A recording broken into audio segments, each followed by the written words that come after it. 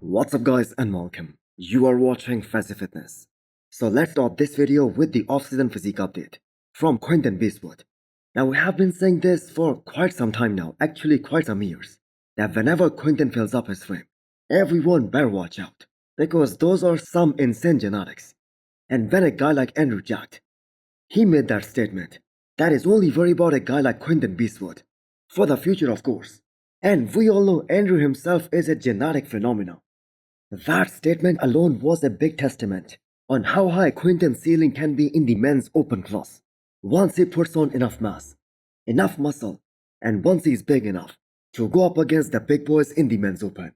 So Quinton is now done with that growing phase, and he always looks very impressive at this phase of the year. So the off-season that Quinton had in 2023, when he was working with Matt Jensen, that was 10 out of 10. And that is according to Quinton. But the size just did not translate on the stage. In fact, his Texas Pro 2022 look, that was far better than what we saw at the New York Pro last year. And the thing is, his former coach Matt Jensen, he just pushed him way too hard in chase of that condition. And in that process, Quinton just lost too much size. Now from being considered a top threat to Nick Walker for the New York Pro, Quinton in that show wasn't even able to make top 5. But after that, he came in a lot fuller for Toronto Pro. And that was a far better look. And that is why the judges rewarded him. And they gave him a second place behind Akeem Williams. Now had Quinton kept going after that Toronto Pro, he would have eventually qualified for the Olympia even last year. But the prep was already months long by that time. So it's now 2025. And it is now time to pick a show and start prepping. So do you guys think Quinton will be able to make it to the Olympia stage this year finally? I for one certainly hope that he does. So Hostile just dropped some Sherpa-lined zip-up hoodies and forced hooded jackets. So do check them out and use the code Fazi10 to get 10% extra discount. So it is now official that Jack Eagles, who is widely being considered one of the best talents in classic physique division right now, he's gonna face off Wesley Wizards at this upcoming Detroit Pro. So the 5 weeks out physique update from this guy, that just looks bonkers. And what doesn't make sense is that Jack has that kind of tremendous physique, even at the age of 22 at such an early age. What is this guy gonna do in just a few more years? Now Jack turned pro at the tail end of 2023, and since then, he has made some mind-blowing progress, and is being appreciated by all the bodybuilding greats. So that insane shoulder width, along with a tiny waistline, and deeply separated quads, and there is just way too much muscle quality right there for a guy who is just 22 years old. So his coach gave him a 2 very high carb days, and this new fuller and harder look, that just gives you a glimpse of what to expect in 5 weeks time. So could he be another success story in classic physique, as Orsk Lashinsky and Ramon, as both these guys also went on to do great things in their rookie years, top 4 and top 5 at their first ever Miss Olympia. Well, we're gonna have a much better idea of where Jack stands in the lineup of top classic physique pros when he stands next to a guy like Wesley, who is a seasoned pro with a lot more density and muscularity. Nonetheless, I have got to say this is another superstar in the making in classic physique, and with his insane work ethic, he's gonna go high in this division. Guys, Gorilla Wear is offering a massive discount of up to 70% right now. Use the code Fazi10 to get 10% extra discount. Next up, we have an update from Tonio Burton on his road to this upcoming Legion Sports, which is happening in May this year after New York and Cali Pro. Now, Tonio kind of played it smart by skipping Pittsburgh and the New York Pro, because I believe he still isn't big enough to take on guys like Nick Walker and Martin Fitzwater, as those are the 2 guys who beat him last year at the New York Pro, and that too quite convincingly, although he was the reigning New York Pro champion.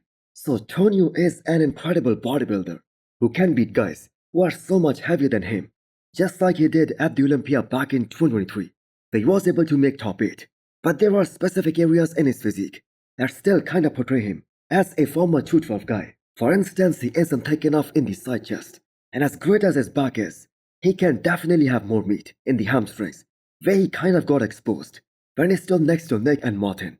Now we always have this theory that it's not about the weight, but for a guy like Tonio Burton, he does need to get heavier and keep his waistline the same while he puts on more muscle.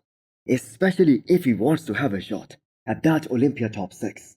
Now, every bodybuilder's ultimate goal is to win that Olympia title one day, and Tonio has the same goal, but it kind of seems very unrealistic at this point. I guess this 2025 season, that is gonna paint a good picture on the careers of so many of these RB pros, because the competition is getting better and better with every passing year.